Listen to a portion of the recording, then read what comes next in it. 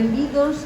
Esta é unha iniciativa da Deputación Provincial que quere chegar ao rural o noso Porto Celta.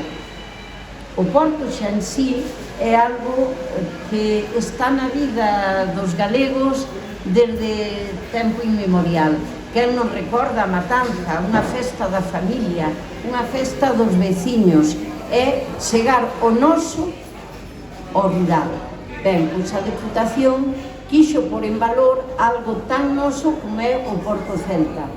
É unha raza que, lóxicamente, non busca rentabilidade, busca calidade. Non ten nada que ver, como decía Raquel, como criadora do Porto Celta, que, desde logo, noraboa, Raquel.